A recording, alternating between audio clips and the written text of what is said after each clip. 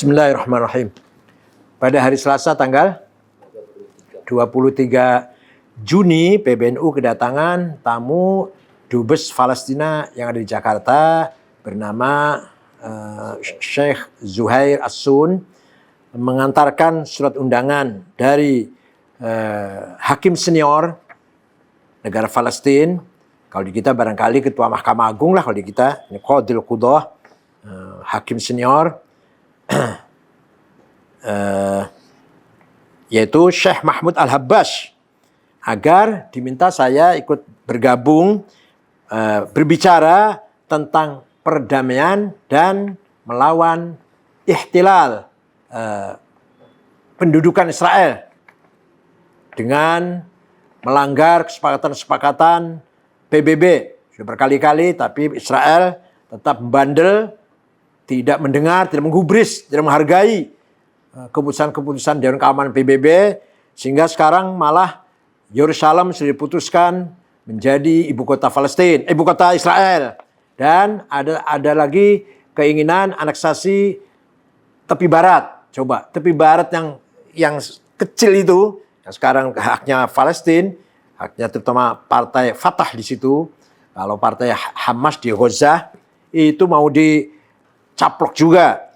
Maka Qadhi Qudah Palestina, Syekh Mahmud Al-Habbash, mengajak beberapa tokoh di dunia berkumpul muktamar tapi melalui Zoom, yaitu pada hari Senin tanggal 29 Juni jam 19. Saya diminta ikut berbicara, diberi waktu 5-7 menit, urun rempung, atas nama organisasi Islam Nahdlatul Ulama.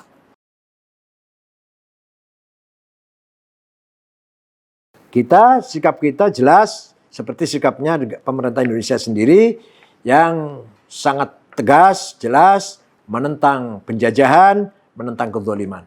Tiap hari korban bergelimpangan, berjatuhan, anak kecil, orang tua, ibu-ibu, perempuan. Karena memang Palestina nggak punya tentara. Adanya intifadah. Intifadah gerakan masyarakat, lempar-lempar, rame-rame gitulah. Atau yang dilawan tank baja, panser yang dilawan. Itu pun mereka masih tega-teganya setiap hari korban berjatuhan sampai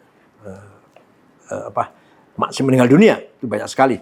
Dari anak kecil, dari anak-anak remaja yang pakai batu dilempar dari jauh, melempar dari jauh itu hampir tiap hari ada yang meninggal dunia.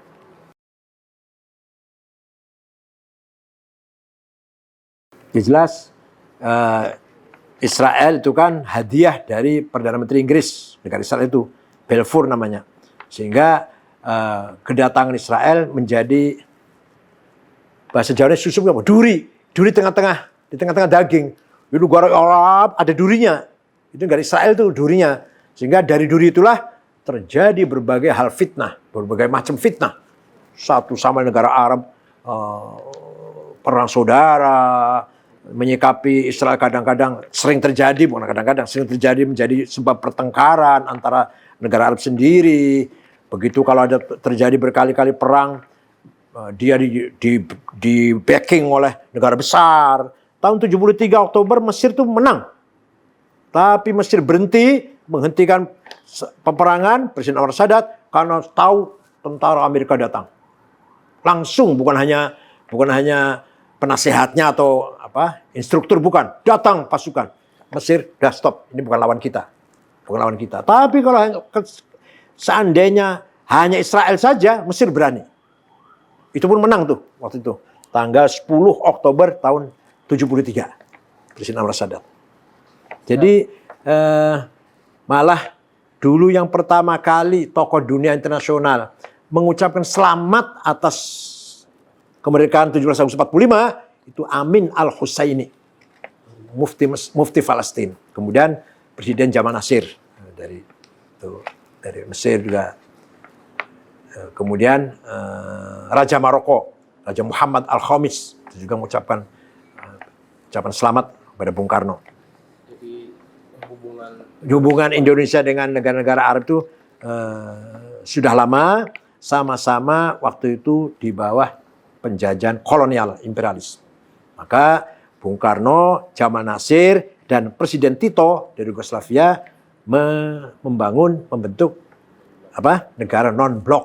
Itu idenya Bung Karno, Jamal Nasir, dan Tito waktu itu. Dan berperan waktu itu, sangat berperan, sangat disegani berdirinya negara non-blok itu. Kemudian Konferensi Islam Asia Afrika, itu juga Bung Karno mengadakan itu kayak di Bandung. Itu juga sekutu ngeper juga dengan adanya itu. Bagaimanapun kita hargai upaya-upaya yang telah dijalankan oleh Presiden Jamal Nasir, oleh Hafid Asad ketika berhadapan Israel. Walaupun belum sukses atau belum berhasil.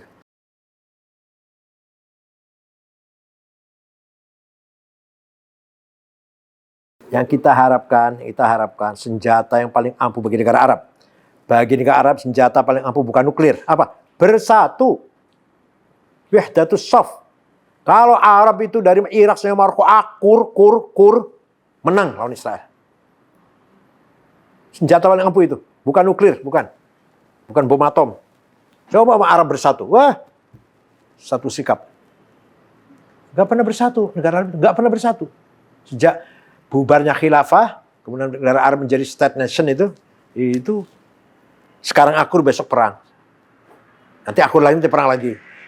Mesir, Libya, Jordan, Suriah, Jordan, Irak, Syria, Irak, Kuwait, nggak pernah akur. Sekarang Saudi, Yaman.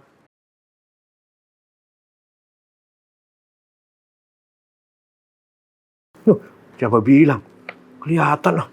Sikap kita selalu kalau muktamar selalu rekomendasi untuk keluar pasti bersama. Nggak turun ke jalanan kayak kalangan sebelah. Nggak ada artinya turun jalan, nggak ada artinya, percuma, nggak ada artinya, nggak ada faedahnya. Yang paling berfaedah itu dulu Gus Dur pernah mencoba menjadi juru damai. Beliau masuki Shimon Peres Institute. Bukan Gus Dur berarti simpati pada Yahudi, bukan. Coba sih kayak apa? Ikut nangani perdamaian Israel-Palestina, Israel-Arab. Beliau sampai bergabung dengan Shimon Peres dalam satu institut. Walaupun kedua-duanya meninggal dunia, belum ada hasilnya sih. Shimon Peres meninggal, Gus Dur wafat, belum ada buahnya. Tapi antara lain upaya Gus Dur seperti itu. Pertama, saya hargai sikap Menteri Luar Negeri Ibu Retno Marsudi yang tegas, jelas, dengan bahasa yang sangat lugas, keberpihakannya terhadap Palestina. Dan kepada seluruh bangsa Indonesia, tidak semuanya, tidak umat Islam saja, tidak, karena Palestina juga tidak semuanya Islam. Mari kita bersikap, tidak boleh bergeser, kita bersama Palestina untuk merebut haknya. Dan Palestina bangsanya kecil, tidak pernah punya dosa, nggak pernah menyerang siapa-siapa, nggak pernah berbuat apa-apa, nggak pernah menjajah siapa-siapa, selalu dijajah, dizolimi, diganggu. Tapi Palestina nggak pernah ganggu orang. Palestina itu nggak pernah ganggu siapapun, nggak pernah jajah siapapun. Bangsa kecil, lah kok malah dizolimi terus. Dunia harus ikut bertanggung jawab.